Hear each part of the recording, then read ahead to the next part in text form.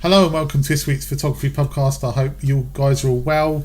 We're all here. We've all made it through the week to another one. This is Pubcast number 20, so it's a bit of a milestone. Whee! Yeah, let's get the party poppers out, or the beers at the very least. How's your week been, guys? Anyone got anything exciting to tell us? 2020. Oh, yeah, it's a bit of an omen, isn't it? Should we say cheers to our kind of 20th episode? Yeah, some of us have been here longer than others. But yeah. Cheers. Thanks to everyone who supports, comments. Thank you, everyone. Yeah, thank Indeed. you so much. I've had an interesting week. A couple of things happened to me this week. The first one is that I got an email, which was really good because it said that it can cure my erectile dysfunction. So I was quite happy about that. Cool, like it. So you got that one. Groundbreaking. Yeah. But what I actually have done is made a decision, and I've demonetized my entire YouTube channel. Oh. Yeah. I just thought that it's not worth it. It's, it's buttons, and it screws up people's viewing experience. So I switched them all off. That's it. That was my week. So essentially trying to guilt us all into doing the same thing. Thanks. Yeah. Thanks, Dave. I'm not going to cancel mine. I want me 20 quid a year for petrol. Is that because you don't get any dodgy links as well? Do you feel that's contribute? I don't know. I mean, it's going to be an interesting experiment because allegedly it has no effect on the algorithm as to whether your videos will be recommended. Remains to be seen. But it was just that I got so annoyed a few weeks ago with the way they were doing things. I thought, no, sorry, I'm not getting involved in this. And I just switched it all off because it's not a lot of money, so why should I, it's not going to make any difference to me, but it makes difference to people that watch. Just to same subject quickly, the video I put out, they put mid-roll ads on it, but I've ticked to not put them on. And when I say it was 1:30 in the morning when I pressed publish to go on, but they put them on and I turned them off. Now that's naughty. Yeah. On a new video. They should be off by default. Going back to erectile dysfunction, Dave, asking for a friend. Could you forward me that email? No. What I was going to say is going back to erectile dysfunction. Have you seen the adverts from that Newman erectile dysfunction? It's exactly the same advert for hair loss. They do the two things, and they send you it in a discreet box. So imagine, that's a great excuse, isn't it? Get them mixed up. Yeah, sorry, love. My What about if all your hair just sticks up instead? You end up like Marge Simpson. Look like you've been permanently shocked. I'm enjoying being bald. Are you? I'm quite enjoying it. I've always had hair, like we all have. I don't know. I just don't know anymore. Oh God. So things improved, Dave, anyway. You happy now? I've never been happier, yeah. Oh, good. Monetizing, you mean? Yeah. Which one are we talking about there? Either. I used to shave my head, but I grew it out in the end. Yeah, I used to shave mine. Wow. I Some used of to us very are much luckier like than others, James. Dave? Hey? Some of us have got hair to grow out. Mine's going big time. So has anyone else been up to anything exciting this week? Anyone else got anything to share? No, I've been off all week fixing windows. Nothing very exciting this week, other than meeting you, obviously yesterday, over at Roydon Common, quite unexpectedly, which was quite nice. Quite bizarre that we didn't speak about it. All the places to go to, and we ended up both going to the same place on a Thursday. My wife absolutely 100% doesn't believe me. Really? It's like, I said, honestly, she's like, all the places you could have gone to and all the people you could have met there, you happened to meet someone else on the podcast there. And I'm like, I swear it was an accident. We just bumped into each other. Yeah, of course you did. It's like, it was really weird though, wasn't it? I'd say it was a lovely day actually yesterday. I went over there again today, and the weather being what it was today, for landscape photography, it was a beautiful sunrise, like low sun kind of washing over the heather, very orangey, really kind of warm feel to it. But within kind of 15 minutes after sunrise, I was kind of onto the wildlife, and I struggled. I really did. I said to you yesterday, I took 646 shots yesterday, and I took under 30 today. I think it was the wind that was having an effect on the birds. It just wasn't happening for me today. So well, I had a lovely time there yesterday. I got some lovely UCM shots. For anyone who doesn't know, that's unintentional camera movement shots, because I got a major problem with my camera. My new Sony is not working as it should. Smooth. And it's very, do you like that? Yeah, because we were going to talk about it, so I managed to wedge it in, shoehorn it in. So that's why you run this show, mate, because you're just such a pro. my Sony is not playing ball at all. It's basically what's happening is that if I take a bracketed shot, the very first image is really sharp, and every other image after that is progressively blurrier and blurrier and blurrier. But if I then retake the shot with the silent shutter on, which is then not using the mechanical shutter, every shot is pin sharp. So there's an issue with the shutter, and I can't work it out. It's so frustrating. Like yesterday, I went over to Royden Common, beautiful sunrise. Sunrise wasn't amazing, but beautiful conditions.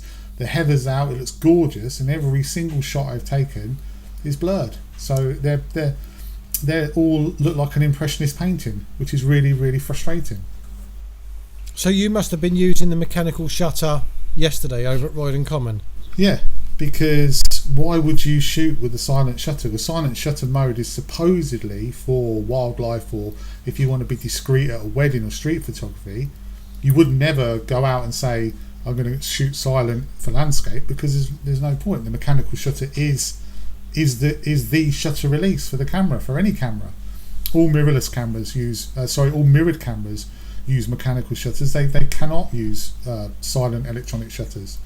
Not a lot of mirrorless cameras. A lot of them don't have that facility. So you would expect that would just work naturally. It wouldn't be an issue. But if you was on a DSLR, you can have mirror lockup, can't you? Which acts as the same as a silent shutter.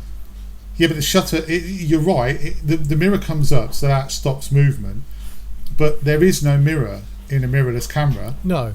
And the shutter on a DSLR still, the curtain still closes and opens the same way that the curtain closes and opens when you're using mechanical shutter on a mirrorless. So the movement is exactly the same.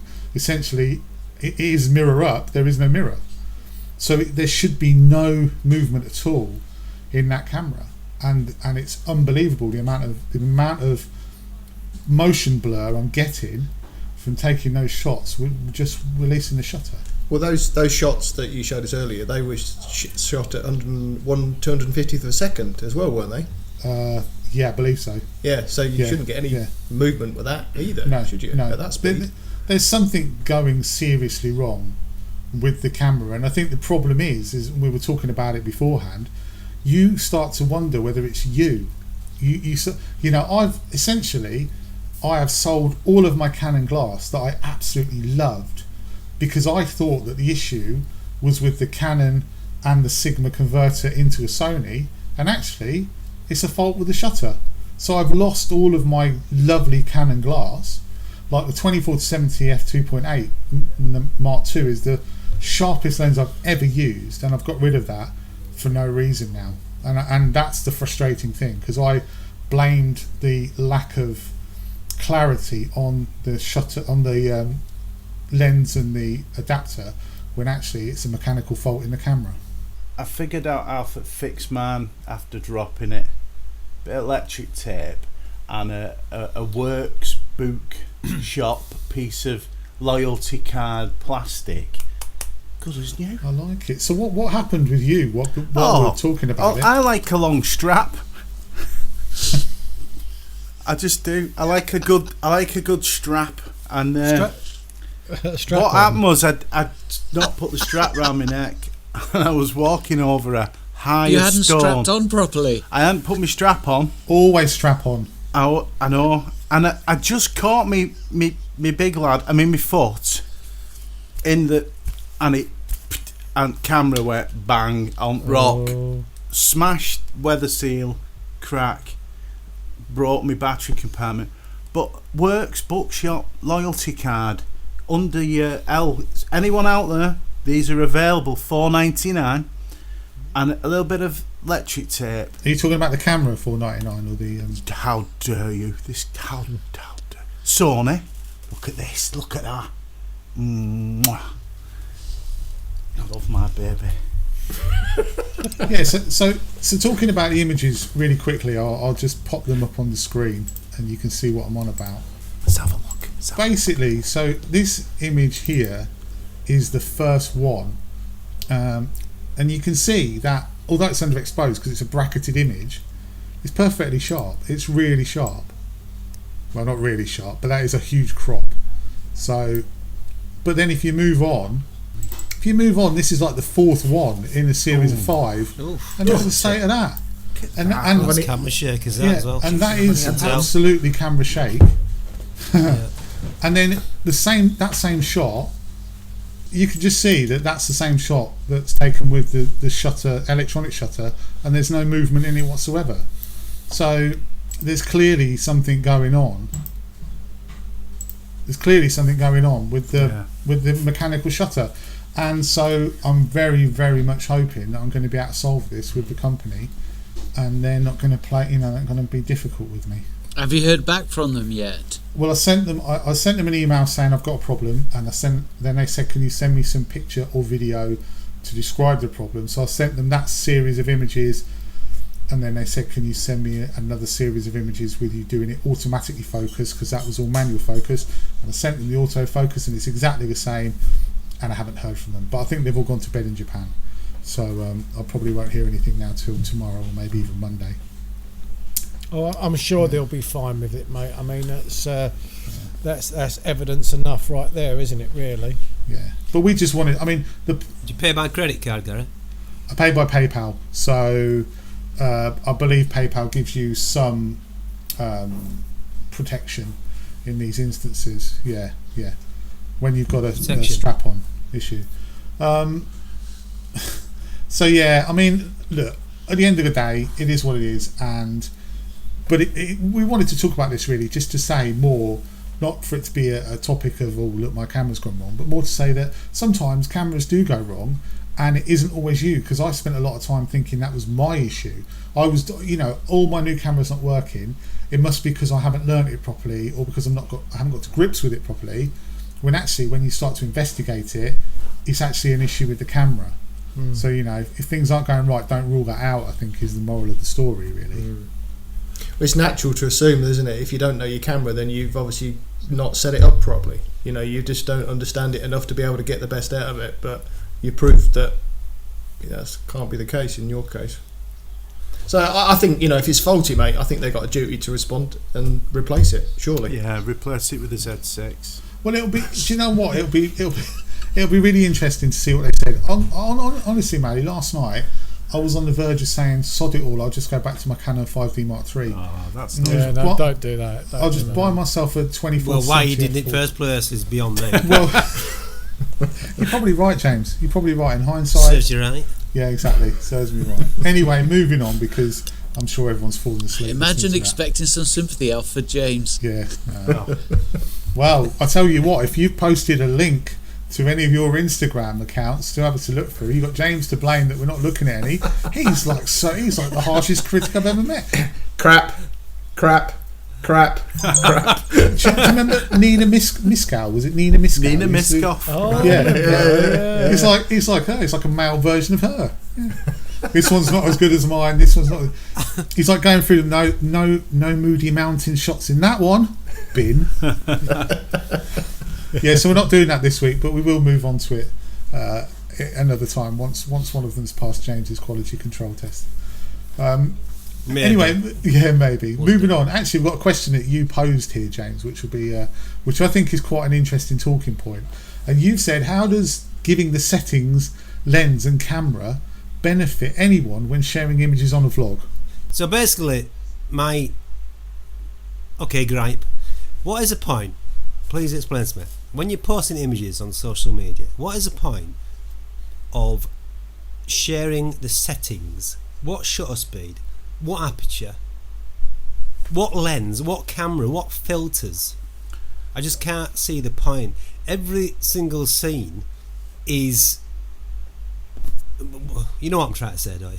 Dependent on light. Well, I'll Every tell you single what. scene is Can I? It's per situation. I was hoping that we would talk about this because I think for landscape photography, it is, you know, kind of they're very basic settings really. F11, ISO 100, or you know, or F9, something like that, and then the shutter speed, whatever it is. But for wildlife photography, I find it's really interesting to share the settings, especially ISO, and especially ISO on different cameras, because different cameras handle noise differently. So I kind of agree to a point with landscape photography, but with wildlife photography I'm actually really interested to know certain shutter speeds, ISO, how they deal with noise, low light situations. So I might have kind of thrown a spanner in the works here. But and I'm not just saying this, but on my next video, I actually made a point of sharing, not just talking about my camera settings, but actually putting it in text, exactly where I was falling within that range. But that's purely for wildlife. It's a good point. Yeah, good point. But that's just proving that your different cameras handle noise differently, isn't it? So if I'm posting... Yeah, go on. Yeah, so my like what benefit am I getting? Well, because if you're shooting with a particular camera, you're new to that camera, you might know that that particular camera, that particular person has pushed it up to ISO 5000, and they're not having an issue with noise. Whereas someone else might have pushed it to 5000 on a different brand of camera, and it is introducing noise. Or speed of flappage. Speed of flappage. Yeah. And that is very important. Speed of flaps is quite flappage. important, I understand that. Well, when I look at a camera, what is the flap rate? Sorry, go on. Kestrel flappage or Kestrel flappage. Exactly. Or owl in and out flappage. every hour. You know, And there's owls me tend asking to a be... sensible question. Go on, Dave. Well, no, the thing is, I take your point, Darren, entirely, but surely it only comes from the standpoint of using a light meter and saying at this specific light level on this camera, these settings produce this result. Unless you share the light level, it still is arbitrary. What about speed though, Dave? Speed, like capture movement. Yeah, exactly, because it is. I mean, it's so difficult because you want to shoot at a fairly kind of low light to get some good light into the scene, but then you're pushing the ISO so high, and then you want to kind of increase the shutter speed, especially if you've got a moving bird. I think for wildlife photography as well, It's an owl. It's interesting because you can see how far you can push a camera, a certain brand of camera. So, for instance, I know that some cameras handle ISO. Lovely owl there, Maddie. Some cameras handle ISO better than others. So if you could look and say for instance, someone's posted the settings and they've gone this on ISO 4000 using whatever camera, you go, wow, you put ISO 4000 on my camera and it just looks like a grainy mess. So exactly. Maybe if you own that camera, Yeah, that's fair comment. That is very fair. I mean, comment. my Canon 5D handled noise better than my 42 megapixel Sony, because and the A7, what is it, the A7 III, the new camera, A7 S3. I mean, that's fantastic for noise because it's got such a low megapixel count. So I'm just thinking, like, for me, as I say, it's shutter speed settings are interesting for fast moving animals, slow moving animals, because obviously you want to use the slowest shutter speed possible so you can reduce your ISO but still get a crisp image. So I must admit, for landscapes, when I started vlogging, for some reason I thought you had to put it because otherwise it wouldn't be valid. So I did for about 100 videos, and it was such a ball ache constantly setting it up each time you showed an image. So I stopped doing it, and I had one person comment, "Oh, I used to find your settings quite handy."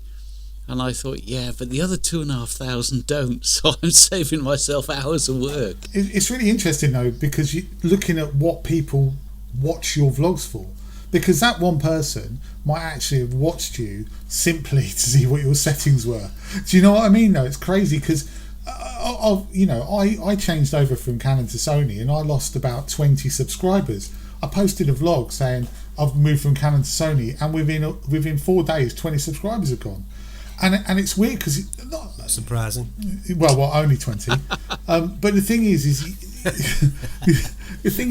you just think to yourself, people were watching because I was a Canon user, simply because of that. And people might watch simply because you put your shut your settings on. You see, mine went the other way. When I shot Nikon, nobody gave a shit. The minute I switched, all of a sudden I got an extra 2,000 subscribers in about a month. So you just never know, do you? Thanks for that. Yeah, Z6 off. It does depend on your audience though, and who's watching your videos, and that was going to be my comment on this, because I did exactly the same thing. I started putting settings on and then thought, oh, really? Does anybody really want to know that I'm choosing f11 and I'm at a sixth of a second and I'm ISO 100? Because that's what it is. But then I actually got some comments to say, it'd be really good if you can share your settings, because I'd like to know what it is that you use to take that shot. And my response was, well, it will depend on the lighting conditions you got when you were there. But I guess if you don't understand the basics of photography, then even that might be interesting to you, to know that you've shot it at f11 and ISO 100 and why you've shot it at that. So, but also you're looking at this from like a static point of view. But we all shoot the coast, and sometimes that settings are quite interesting if you want a really crisp shot to freeze frame a wave, or you want a more gentle ICM kind of shot, which looks really nice. I quite like to know the shutter speeds for them kind of settings. Same with a river. If you're looking for a little bit of definition but not too sharp, I find that quite interesting. Staying by a mountain, I can understand how it's not as important. Just put anything tap that's got on a little it, bit of movement. Just put tap on it, kitchen, and stand there with your camera on tripod and run tap and shoot 1/5 of a second. I think the art of it though, is to try and explain that a little bit while you're vlogging it. Say, like, when I go to a waterfall, one of the first things I say is I've got the camera somewhere between a third of a second and half a second, because I don't want to get too much motion blur, or I've got it at this because I want to get a bit more motion blur. And then you don't need to put your exact settings down. But you sort of try and maybe explain subtly through talking about the shot, rather than going, because if you're just going to do that, you might as well just put a series of shots up going f11, or just stand in front of the camera going f11, 1/60th of a second, ISO 100, here's the picture. Do you know what I mean? All seriousness though, one of the settings that I am fascinated by, I think it's very important, all the numbers and figures and apertures and speeds and all that become blurred to this one thing. And this one thing for me is becoming more and more fascinating, especially considering RGB and colour theory and colour mixing.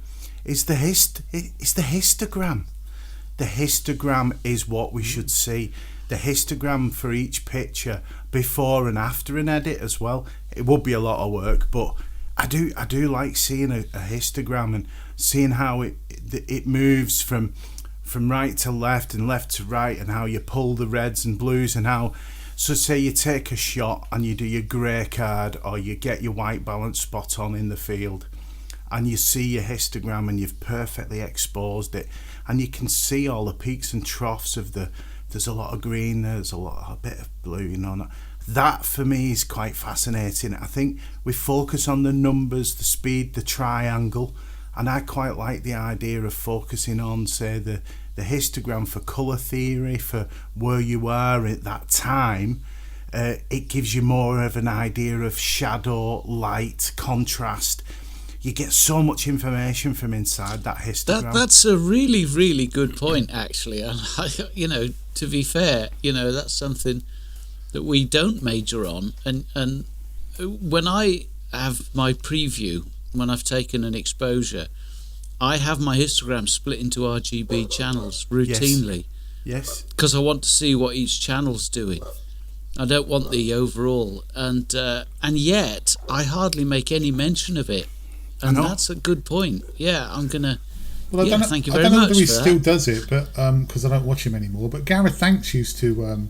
He used to always post his histograms up with his images. Yeah. I did start doing it for a while. I actually had a few people comment and said they quite liked it, but I'd stopped doing it. What? So you stopped? Yeah, probably. Give them what they want. That's why, I am where I am, and that's why you are where you are. I think it's interesting as well. James, Black predominantly a mono moody output of images. Moody effects of your internet, with the looks of it. The effects of on the histogram. With you changing from your first raw image to your final development image, and the effects of those peaks and troughs in your histogram would tell more of a story, if you like. It maybe. Yeah, it's fine as that. I mean, as a lot, I'm sure I was capture as much detail in your raw as possible. But when it comes to processing, I always move the white the furthest anyway. Yeah, I always mess around with the levels within processing anyway. Yeah. Mind you, there is something I would like to say, because Gary says the first thing he says when he rocks up at a waterfall is, "This is what I'm thinking." Actually, the first thing he says when he rocks up at a waterfall is, "Me, that was a hard walk." How am I going to get back up I'm there? knackered now. That's like literally, even if the waterfall is next to the road, I will still say that. Oh dear. Well, that's killed the conversation. So the answer to your question is, if the scene is relevant to talk about the settings, we share them. If it's not, we don't. Yeah, I think if the scene is moving, then I think if any scene is moving, then I think it's beneficial. I personally, I'm interested in it. But if the scene is static and it's continuously static, then yeah, perhaps not. Yeah, but if you've got good compositions, they should all be quite moving. Whoa, very good, man. I like that. Oh, what? Moving on, we asked, didn't we, for viewers and listeners to put in hats on. We asked viewers and listeners to add in a question or two, and we've got one actually. We've got a couple, and we've got one here from Steve Ball. So I know you guys weren't keen on answering this one, but Hello, Steve. That's why I'm going to throw it in anyway. He says, "Why should those of us who are landscape photographers wanting to enjoy the peace and quiet of our surroundings have to put up with the noise pollution caused by drones? Should they be banned? Discuss." Quick answer to that is, let me have adverts on my vlogs and pay for me drone for me. It's quieter, a new one. I'm joking. I don't have an answer. Well, who uses drones out of us? Let's have a little show of hands. Who uses a drone? So that's three. Oh well, I don't think I've ever I'll tell you what. You got a drone, Darren? His last video, he did a cheeky shot. I watched it. Sorry, and I noticed, Darren, you had a cheeky shot, and I thought, hold on a minute, has he gone and put his camera up on a hill? No, not me. Yeah, you did. You had a cheeky shot looking down on you in the field. Oh no, I just moved the camera further up the hill. That's what I was saying. Was it up a hill or was it? No. It looked like a drone shot. So I bought a drone. I bought a drone about 18 months ago now, possibly 2 years ago, and I hardly ever flew it because I remember taking it to the Lake District, and I thought exactly what that guy said. Sorry, I can't remember. Steve, I think you said the guy's name was Steve Ball. I just thought all of these people that were coming out for a leisurely stroll, and then there's the sound of my drone. Now, I've never had anybody come up to me and say that's pissing me off, that drone, but for me, I was really self-conscious when I was flying it. That, and I'm quite a nervous flyer anyway, but I was really concerned that the noise of my drone was just pissing people off when they was in the mountains or in the fells, just having this lovely Sunday afternoon stroll, and there's me buzzing round with this toy. You say you're a nervous flyer. You don't have to sit on the drone and go up with it. You know that, don't you? Oh, it's a bit high. Well, you never said that. I used to hang on to it. I can't look down. I think the real question here is if you're a bell end with a drone, because normal folk would look around and you're supposed to be 50 metres away. Now my Spark is quite noisy, and if it's 50 metres above someone, they shouldn't hear it. They wouldn't know it's there, to be fair. So you have to do a test to get a drone licence on a certain weight of drone, and my drone is over that weight. It might be, but I did the test anyway. So if you're 50 metres up above wherever you are where there's people, which is legal, they shouldn't hear it. The problem is the bellendery, when someone has a Mavic or whatever and they fly it 4 feet over your head, that's where the problem lies. There's nothing wrong with drones, and there's nothing wrong with having drones in the environment to make good footage and film. The problem is the pilot who isn't abiding by the rules. That's why they're 50 metres, and I've come across a few in my time. We all know a couple. And if they don't abide by the rules and they fly it near people, they're breaking the law. Let me tell you a little story about a drone. Talking about what bellendery, as you put it, with a drone. I've had a Phantom 4. I think it's Phantom 4 or Phantom 3, and I had a Mavic Pro or Mavic, the original Mavic, and I have also had a Spark, and I've got rid of all of them. And I went to Haysborough Lighthouse with my Phantom 3, and I wanted to get a bit of B-roll of the lighthouse because, you know, lovely sort of shot coming back. So I was flying it. This is about 6:30 in the morning because it was in the summer and I'd been for sunrise, got some nice shots, and I thought, right, just before I go, I'm stood in the car park, I'll just get a little bit of B-roll. And I'm flying it backwards over the top of this lighthouse, thinking, you know, well, no one lives in a lighthouse today. You might have the person who lives in the lighthouse, but they're working. Surely that's the point, isn't it? Right. So I'm flying it backwards over this lighthouse, and I'm like, oh, there's a yellow van. There's a yellow van pulling out of the little cottages next to the lighthouse, and la, this is really nice. Next thing I know, this yellow van screeches up beside me in the car park. And he gets out, and I'm there with my remote controller like this, and the drone's about, I don't know, 100 foot up in the air. And he's going, take that drone, get it down, get it out of the air now, and get out of my sight. I'm sick and tired. He goes, I've got people who have got holiday lets there, and you're flying your drone over these holiday lets at 6:30 in the morning. You're taking the piss. And I'm like, I'm sorry, I'm really sorry. And I'm thinking, part of me's thinking, I don't want to have an argument with this guy because he's quite a big bloke. And secondly, I'm stood there with the drone in the air like that, so I can't exactly. It's nothing to do with me. I can't exactly put the remote control down and say, hang on a minute, let's have a chat about this, because you know what drones are like. It could fall out of the sky at any minute. So I'm like, I'm really sorry, mate. I do apologise. I've got the drone down. I packed it away, and I sold it within about a week. I was like, that's it. No more drones for me. And I'm exactly the same as Darren. I'm so reluctant. Did you sell it cheap and a bloke from a lighthouse bought it? No, I can't remember where I sold it actually. I think I sold it to MPD, but I've had drones since then, but I'm so reluctant, even in the Lake District or even in quiet places, to get them out because I just don't want to annoy people. They are noisy. You put a Spark up and you say you can't hear it, but you can.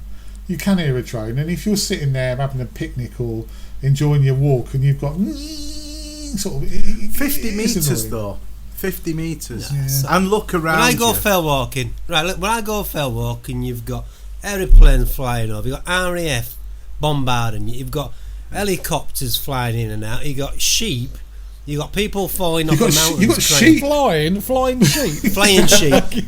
I mean, come on, the place is full of noise. Is that the RSF? It amazed me actually when we went up to the corridor route at Stye Head, and we stood there, how much noise from people from a long way away as well. Well, it's probably echoing in the valley as well. And very busy there, isn't it? You know, and there was some with the drone. I could eat me, and I'd even flew my own drone. But the difference is I'll go back to what I say. It's about consideration for your fellow people. It's common sense, isn't it? Yeah, that's what it is. It's just common sense. If you're in an area that's got people or you think it's going to annoy them, you don't fly it. If you're in the middle of a nowhere, whether it's up a fell, up a mountain, or for me, if it's in the middle of the bloody fens and there's nobody around, then you don't. However, I think there is a... You can't fly that, Jimmy. Yeah, okay, but we weren't going to mention that. But if you, the only thing I would say is that if you are in an area where there's wildlife and nature and things that could get upset by it, then again it's common sense. So I would never fly. You know, I'm a relatively new drone pilot, I think is the term, and I would never fly anywhere near, I don't know, early morning sunrise when the wildlife's waking up and you've got deer, you've got swans, wildlife, birds, whatever, because it's just not the right thing to do. It would just annoy them. So it's just common sense. You know, you need to use it where you think it's not going to annoy people or wildlife, and as long as you do that, for me, it just adds a bit of better quality to the vlog or film that you're making. See, I quite agree with you, Joe. I mean, as I say, I've got no issues with people flying drones responsibly. It's just that I personally don't feel comfortable. The only time that I've had a little bit of drone envy was when Dave and I went out to Linguinant. Was it Dave the last time we went out where we had all the mist? Yeah. And you know, Dave was just flying it, but Dave, you was flying it. I don't think you went further than about 100 foot from us, did you? And that was the only time. Then I thought, oh, do you know, I wish I did have my drone. But apart from that, I don't miss it at all. Mm-hmm. I think, especially when you're vlogging as well. I don't know about you guys, but it just seems to introduce another problem or on something else to think. Another element to think about. You know, you're focusing on the photography, you're focusing on the vlogging. I've got to get the drone up. Oh, I don't know. It's just it's like the spreadsheet we have though, Darren. I have like a set time. I have a set thing where it's a routine. So I do this, and this. I think right now it's time to take the drone up, because you have your. I have a I like my ritual. And at some points as well, I'll get to the ritual, I think, right now it's time to pop the drone up, and I'll go, no, do you know what? I'm not going to do. I'm going to leave it. I think more importantly than actually using a drone and the noise and the pollution and all of that is, if you don't use it properly, God, it's annoying. It's annoying in a vlog when you watch someone who's not using a drone properly. When they post the footage of the drone, like, flying up and then that way, no wait, no that way, no that way, no hang on, and then forward a bit, back, up, down. It's like, don't post that. We've all done it though. We all do it, but you don't post it though, do you? We have to say though, Jamie got his vlog and he fucking smashed the barn doors in with it. It was glorious music, lovely music, well put together. That's the bit I have enjoyed. Lovely. Is the editing the drone to the music, because all of a sudden you can introduce a bit of epicness to your vlog. You know, you can use that music to elevate your pictures, and that I quite enjoyed that. Yeah, I've got to say again though, I'm going to talk about your pictures in a minute, Jamie, because me and Darren were having a chat about them yesterday. But I've got to say, that's not good. I've got to say, right, music in vlogs. I watched a vlog today, I'm not going to say who it was by, right, and they were wandering down a beach and it was a dreary day and the music was like was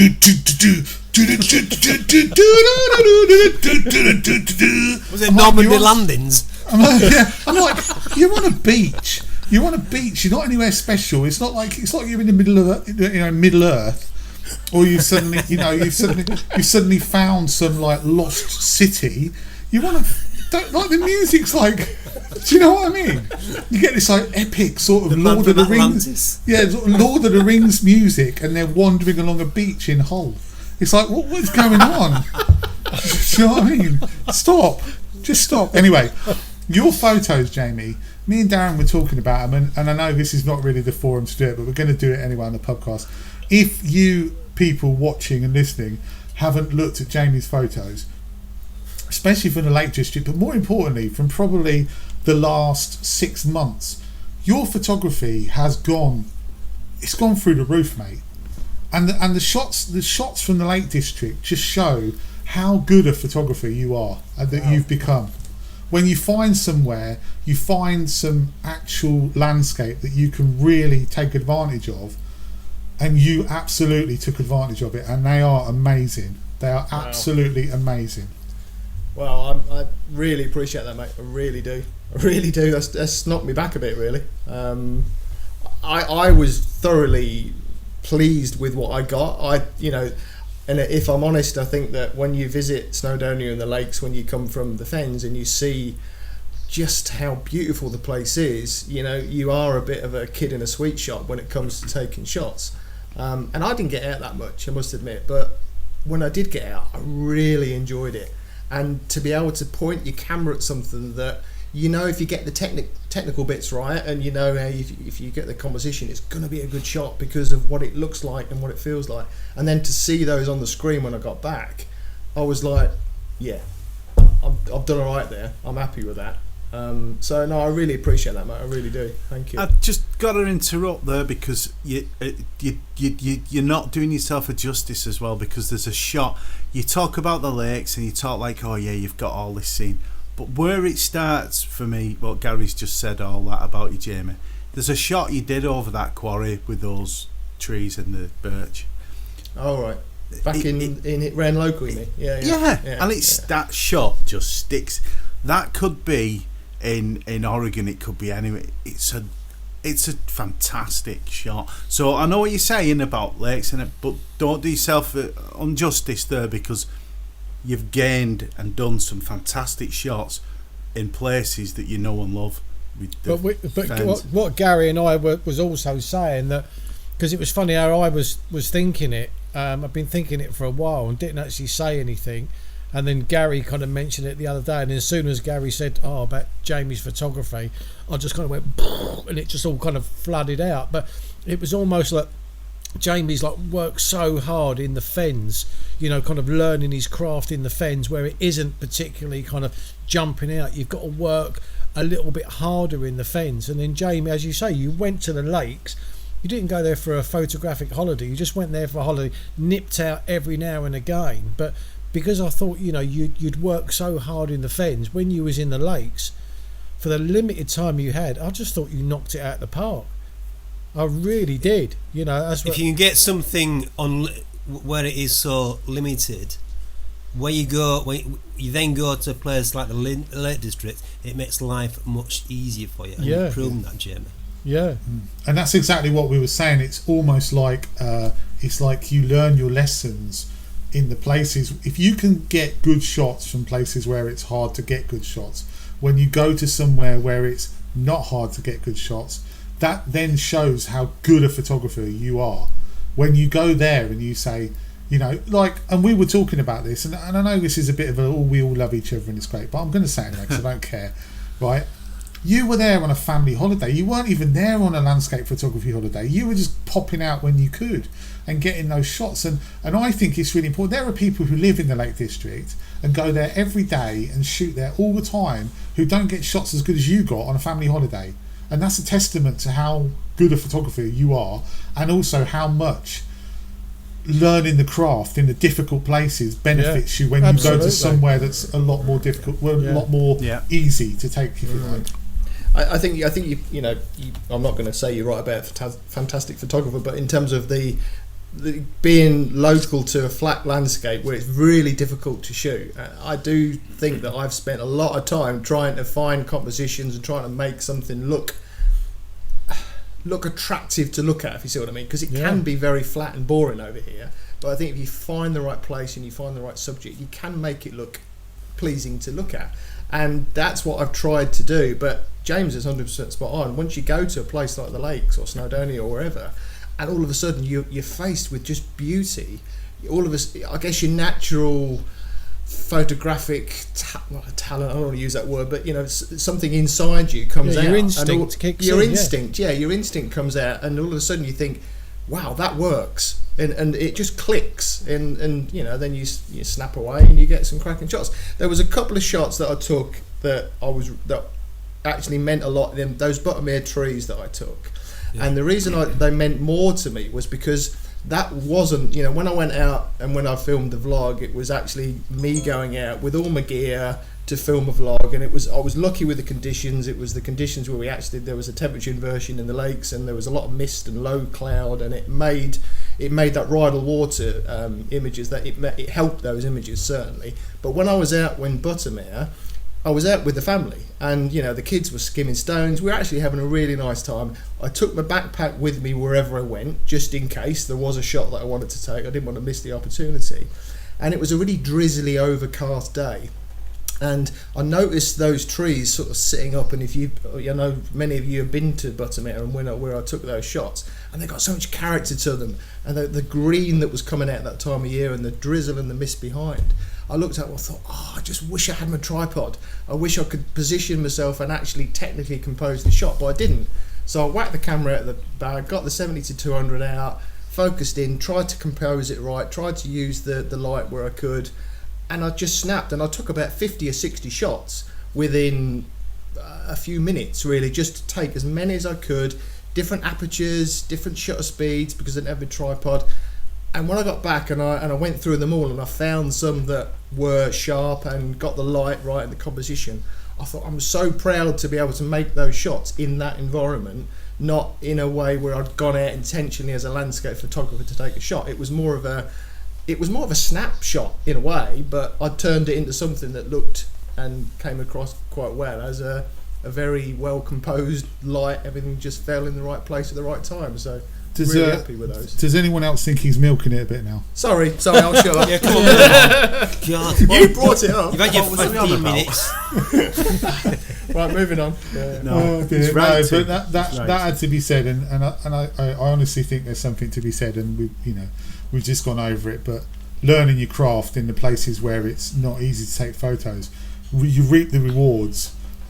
So basically what I'm saying is go out and shoot local, shoot the difficult things, shoot the things you don't think you can get, and then when you actually get out there to the Honeypot locations, things will come a lot easier to you, providing you've got a camera that shoots sharp images. And it's sharp, yeah, because if you haven't got that, you're in big trouble. So we completely forgot we need to do the pub name, and none of us except for Jamie have any idea what's won. So come on, Jamie, let's know what pub name won. Well, I've been through the. Can we do reverse order? I'm going to do reverse order. Excellent. Yeah, but just to remind everybody. Drum roll.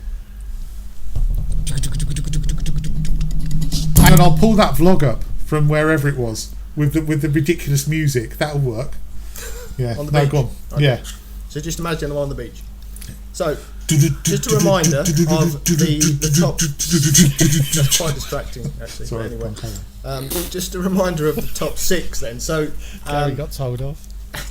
I'm trying to do this. I've written this down. Come on. Sorry, go on, Jay. Sorry, it's on a Mr. spreadsheet, Overland. for Christ's sake. Sorry, Mr. Overland. Right, go on. So, just a reminder of the top 6. Okay, so we had Mally's entry, which was the gaping aperture, which went down quite well. We had my entry, which was Togger's Tavern. We had the zoom in, which was Darren's. We had stop down in, which I believe was Dave's.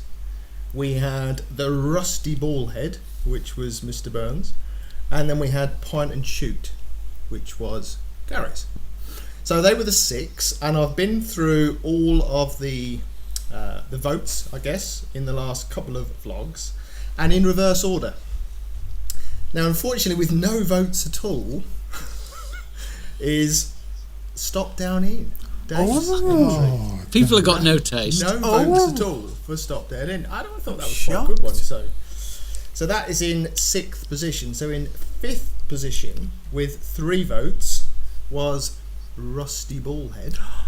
Only 3 votes. Only 3 for the. That was my favourite. That was my favourite. The Rusty Ballhead.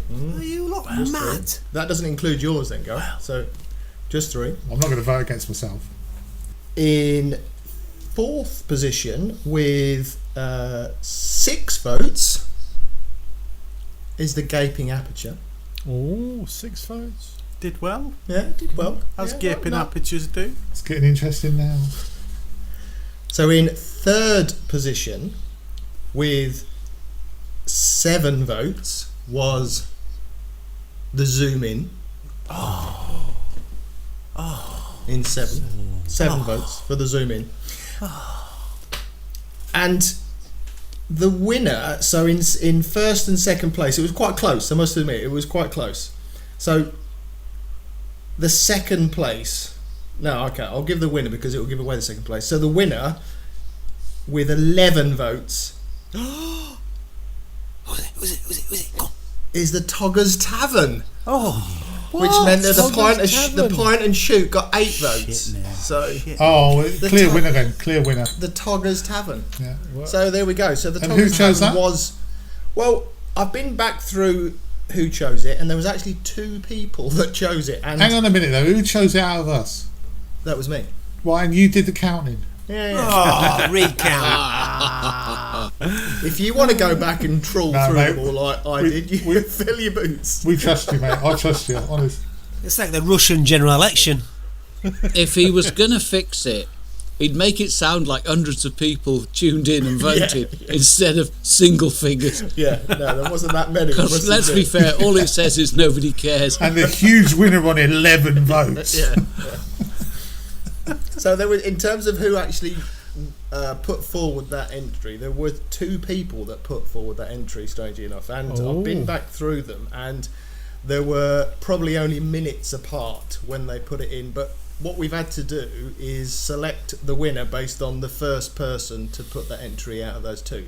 So in terms of who was the first person, well, I'll tell you who was the second person first. So the second person just to make this feel worse. was Julian Heritage. So well done, Julian, for selecting it. But So unfortunately, close. Julian, Well done, Julian. You've won nothing. you've won. Well, you nothing. could have won a speedboat. But well done. But no, you've just come second. But in first place, the first time I was they come put that second. in was Carl Edwards. Oh, Carl. Bloody hell. Well done, Carl. Carl. So Well done, if- Carl. If you want to Top man. put your details over, you can have this, which was Mally's, but unfortunately not anymore. This is going to go to you, Carl, because Mally very kindly donated it. So, and Or I'm the sure, print, whatever he wants. Well, if he wants that print. yeah, if you want the print, and we'll send Julian the other one, Or throw them both in. whichever they. No, we'll send. Why don't we send one to Carl, so Carl can pick what he wants, and then Julian And can then- have what's left over. Yeah. Yeah, let's do that. Sounds Sloppy good, yeah. seconds. Yeah, well done, Julian. You did win something after all. So, So how do they contact you, Gal? just you can either actually, probably not best put your name and address in the comments, No. especially not with our listeners and watchers. And that's just us 6. Message you direct. Yeah, send me an email to PM, private message, yeah, PM. you can message me on Facebook, or you can send me an email, which is gary@rephotography.photography. Putting your email out there. Yeah, well, it's gary@rephotography.photography. It's Yeah, if you start typing now, you'll have finished by Christmas. yeah, the address. Yeah. All right, Dave. I think we know that you don't think that I've got a very snappy website address. It's gone now anyway, so you don't need to worry about it anymore. Actually, that's an interesting link. See what I did there, right? Because I seem to recall we had a conversation, or we were going to talk about. Do you need to have a website to be looked upon as a professional photographer or a photographer in general? So I don't have a website anymore. I got rid of it. It was costing me, I can't remember how much it was, but I looked at upgrading it and moving over to somewhere else, and I just thought, you know what, I can't imagine very many people at all go through my website. I've got a Flickr feed, I've got an Instagram feed, I've got my YouTube, I've got Facebook. Why would I need to worry about a website? What do you guys think about that? Can I kick off? Yeah. I don't like sharing my toilet with other people, so it's always nice to have your own toilet. Simple as that. It's full of shit. Well, if you've got a website, Promote yourself then, man. The worst analogy ever. well, if it's shit, no, It stinks. It's full it's of somewhere. shit. It's You somewhere. can wash your hands with it. Yeah, it's somewhere you can sit, enjoy It's your your own dump. personal space in the Yeah. internet, isn't it? That's Well, why you I've don't. got Well, it. you want to go on social media. Let's face it. Who remembers MySpace? It's not forever. It's temporary. The thing about your website is you can make it your own space. Be proud, and have a dump if you want. You know. But no, serious. Let's get serious. Let's get serious. Long form SEO, long form blogs, promoting your work, anything you're serious about in photography. You should have a website, because if you've got a website, it's yours. You're in complete control. No one can edit it, remove it, change it. It doesn't disappear in a feed of thousands. It's up to you. It's your place. It's your world on the internet. If people are interested, they can contact you direct. It's just your place. Do you look at the analytics, Mally, of your website? Yeah, and how many visitors would you say you get? I mean, I'm not asking you to give me numbers, but would you say you get a reasonable amount of visitors to make it worthwhile that you're spending money every month on a website? Well, the beauty of websites is it can cost as little and as much as you like as well. So it doesn't have to cost the earth. A domain name's a tenner a year.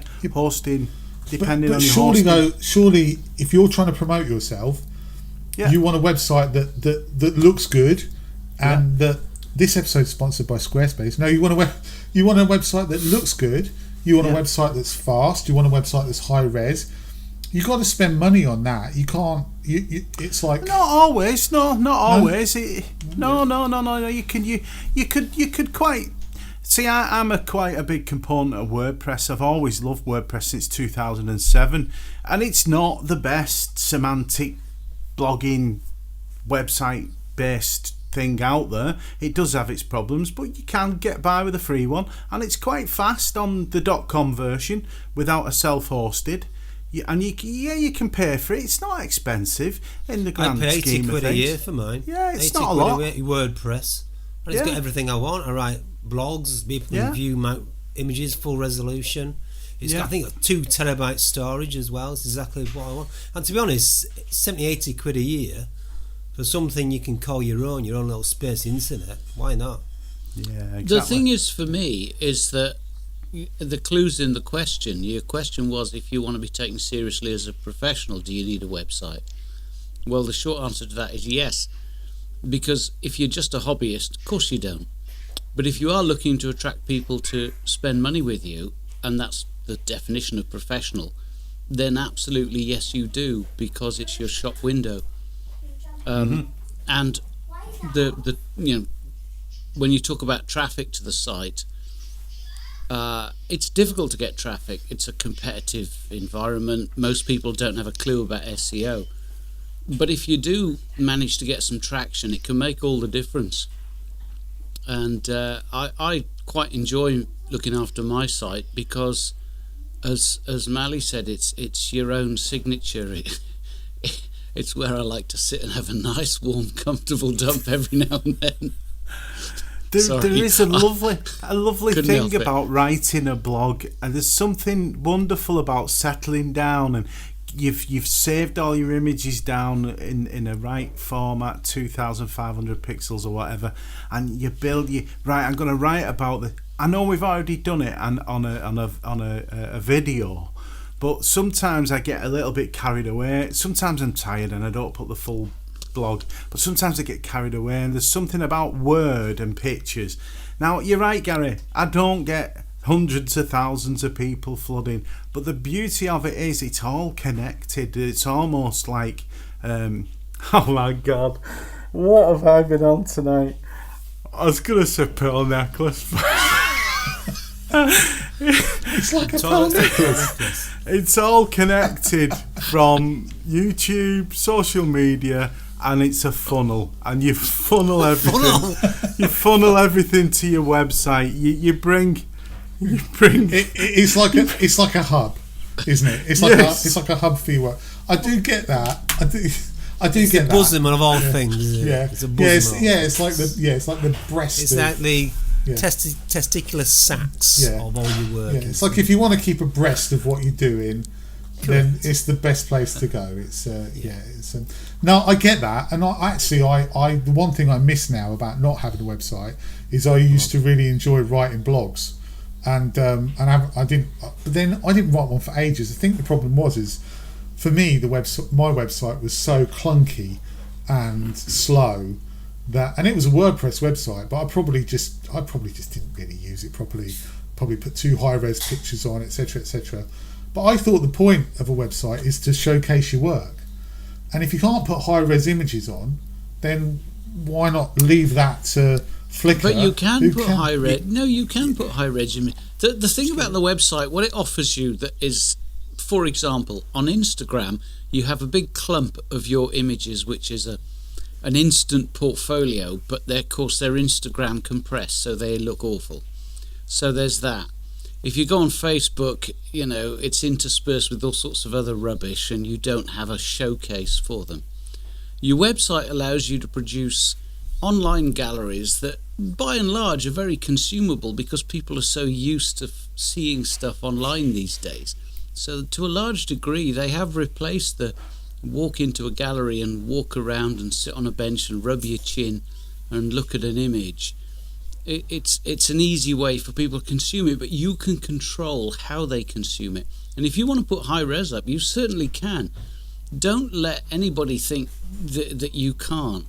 You can pretty much do what you like with your website.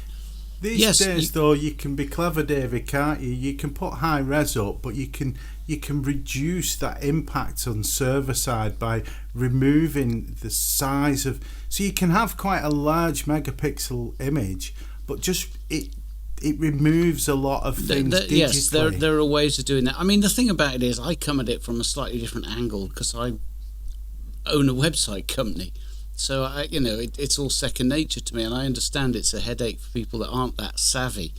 But at the same time, I still come back to that if you're just a hobbyist that's enjoying what you do, you shouldn't feel that, I've got to have a website and it turns into this big thing, because it most certainly isn't. It's of no relevance to you if you're happy sharing your stuff through other channels. And it's just horses for courses, as with most things that we talk about week on week. I think that's probably what happens. I think that people, I think you get to a point with your photography. Another thing I was talking to Darren about, actually, I think you get to a point with your photography, especially if you're on YouTube, where you start to think, right, I'm going to do whatever. I'm going to do workshops, and I'm going to sell loads of prints, and I'm going to do this, and I'm going to do that, and then I need a website for that. So then you go down the website route. And then you kind of think, well, actually, do you know what? It's not a reality for me, really. It's a bit of a pipe dream, and it's never going to happen. So then I think, well, I mean, personally, I look at it and think, if people want to look at my pictures, they can go on Flickr. I've got my Flickr details on my YouTube account. I've got it on my Facebook or whatever. People really want to have a look at my stuff, just look at it on Flickr, and that's where I put all of my images. I don't worry about a website, but I do get the point. If you're a professional or a semi-professional or a budding, an aspiring professional, and you want somewhere to say, come here, and then you can contact me for if you want a one-to-one, or you want to contact me about a print sale, then the website is the best hub to have. But for someone like me, it's just another expense that I don't need, really, I think. But it can be fun. It doesn't have to be about pushing your words. It can be fun. I've always enjoyed writing blogs back when I was eating design, and I was an early adopter of Twitter, 2007 I think, and I just find websites to me can be hard work, but I enjoy that back end. I think it gives you motivation as well to continue, produce the goods to then add to your website. From a website perspective, I fell into the trap that I think you've said about, you need a website, why not? You need one to show your wares. And I went on to Wix and started to pay £20 a month, I think it was, to Wix for a website, and soon thought, what the hell am I paying this amount of money for? It's absolutely bloody ridiculous. So I just cancelled it. I kept my domain name, which I think I'm paying, as you said, Mally, about 8 or 10 quid a month, something like that, for the domain name. Yeah.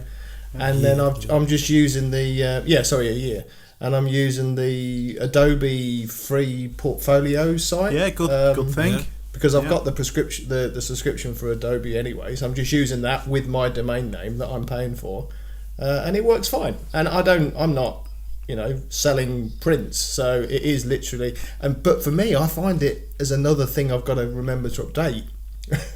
Because I think if you're not keeping your work up to date, then people are probably seeing your Insta feed and your Facebook and Flickr, and then looking at your website, and it's not consistent. So it's just another thing to keep up to date. So I don't blog on it. Maybe I should, but I don't. But it's something that I just feel is another thing to just have to keep bloody updating. Really, it's interesting though. I don't think we'll ever get sponsored by Squarespace, but I went onto Squarespace and looked at the profiles and thought, you know what, some of those look really good.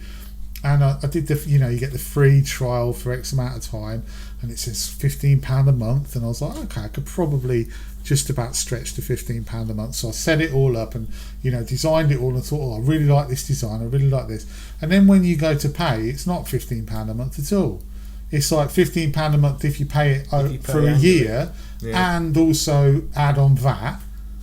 So actually it was like 20 odd quid a month. It was like £29 a month or something like quid. What a ridiculous amount of money for me to pay for something that I never use. But why I hate it when people do that as well though, when they tell you, they give you a price which is an absolute bullshit price that isn't reflective at all of what the price is, because you've got to add on VAT. And then they say, well, if you pay it over 10 years, you pay a 10-year lump sum, you can get it for 15 quid a month. But if you want it monthly, it's like 150 quid or something ridiculous. It's like just be upfront with people about it. But that totally put me off. So then I was just like, do you know what, I don't need a website, I don't want a website. So we'll talk about that later, Dave. Website. Yeah, if you need a website, go to DJ whatever it is systems. Don't go there. DJ whatever you do, don't. Actually, thinking about it, Dave should be sponsoring us, really, shouldn't he? Yeah. Your web company should be sponsoring these podcasts. I think it's actually a liberty that it's not. I thought it was. Sorry. You can't afford me. Am I doing this for free? Right, anyway, moving on. That was interesting conversation there. Moving on. Has anybody watched any vlogs this week? Has anybody watched anything that they want to recommend? Dave's nodding his head. I'll let him finish his mouthful. Well, sorry, it's a pub. I eat nuts in a pub. I can't help myself. So, I watched... anybody ever watched Aussie Man Reviews? Yeah, I watched it. He did hedgehogs. He did a hedgehog on an assault course. Just go to YouTube and do hedgehog assault course Aussie Man Reviews. Trust me, it'll make your weekend. Okay. He is... We're on it. He's brilliant. I used to watch Game of Thrones, and every week he did an Aussie Man Reviews Game of Thrones, and he's so funny. So funny. Anybody else? Well, I've watched a couple of videos that were both in the same place. One actually this evening and one a week or so ago. Both filmed at Holme Fell, in my new sort of area to go to next in the Lake District.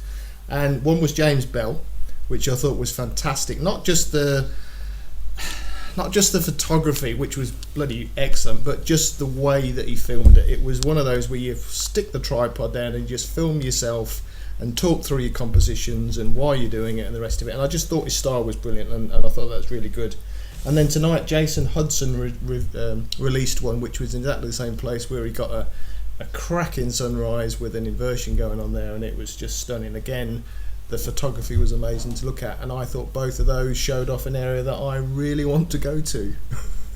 I like James Bell. But I find that his camera is really weird, because he's got that 360 camera, and you can't see the selfie stick, and it just gets a big arm, doesn't it? You've got a big arm. It just looks like he's standing there. You're walking around like... Yeah, it just looks like he's standing there like that, holding nothing. And that looks really weird, but yeah, great photographer. I've got one. The Oncoming Storm. He's a big name. Nick Page. Excellent video. Yeah. Wonderful to watch. Just really enjoyed it. I'm not being funny, Mally, but I don't think he watches this anymore. I think it was just that. I think it was just that 1 week. No, he does. He watches. Yeah. Hello, Nick. Hello, Nick. You're not watching. Page, how are we doing? Anyone else watched anything? No. Chasing fog. No. Some chasing fog guy. I don't know who that was. Everybody does it, like chasing fog or chasing autumn or chasing something. Don't know that. Chasing the fog. How to be fantastic. That's what I've watched. Oh, Yeah, sorry. they were good. They were very good. I don't know. I forgot his name. He's been having internet troubles, I believe. And Oh, I don't watch him. No, he's same old up a fell. Why we're mentioning? I'll just mention. I'm not sponsored by Paul, but I got his book and it's quite good. Scenes from the Black Sand. Paul C. Smith. Wonderful. Very nice book. Some wonderful photography. You know. You can't see because I'm in control, but your face there, Darren, was fantastic. He just knocked. I know. Well, I just He just knocked his thing and went. So that'll be on the vlog. That's a thumbnail. Yeah. Paul, he's a film photographer, isn't he? He's the one that you reviewed on that review show. On that review show, yes. Yes, but I've been talking to him as well because I've been waiting a month from this. It come all the way from New Zealand, and it was a pleasure to receive it today. Some really nice images. Would you now say, Mally, that you're friend to the stars? Should you like Mally Orion Davis, friends to the stars? Because you're quite pally with a lot of these. I just said people are people, so why should we be? You and I. Depeche Mode should live in harmony. You know. At the end of the day, it's a dunny, innit? We're back on the toilets again. It's something we all do. Well, there's no difference between you, me, and everyone else. I was going to start singing Depeche Mode then. I really went back to a 101 day then. Oof. Depeche Mode, which one? People are people. But it's in them live, you know. People are people, so why should it be? People, you and I should get along. Harmony. Yeah. I've been watching a lot of Canon R6 reviews because guess what? Hopefully they're coming next week. Wait. Thought I better look how to use it. Did I read somewhere? Better get to Iceland. Did I read somewhere that the Canon R5, the overheating issues are fake? There's an actual line of update. No, there's a line of program in the Canon R5 to fake the overheating issue. One guy left it on in his fridge. He put it on recording time lapse or Sony shots in his fridge, and he said it wasn't. It stopped recording and it wasn't even hot, and it was in the fridge. So what's the benefit for Canon to put that program line in? Long-term use, it burns out processor, or maybe it breaks. It's a warning, doesn't it? It limits the amount of minutes as well. It tells you. But it's fake. It's fake. Yeah, but imagine if they didn't put that in and it left it open to record, and in 6 months' time, maybe 12 months, maybe just outside of warranty, it stops working because of overheatage and parts breaking. Who knows? We had it with an LG telly. It's called inbuilt obsolescence, isn't it? Well, we talked about this before. Yeah, I feel like we talked about this before. Sounds illegal. Well, I don't know if it is legal or not, but it's definitely there are. I know there were like fax machines and toasters, and maybe not toasters, but there are fax machines and all sorts that have a switch that flicks after a certain amount of time and it stops working. Human beings have it. Yeah, I'd imagine that. And didn't Apple get into trouble with their battery for purposefully draining the battery when there was nothing wrong with it? So allegedly. Yes, allegedly. Anyway, Mally, friend of the stars. That's what I wanted to get back to. You got off that rather swiftly. You're very friendly with a lot of very big names, aren't you? In the vlogging world.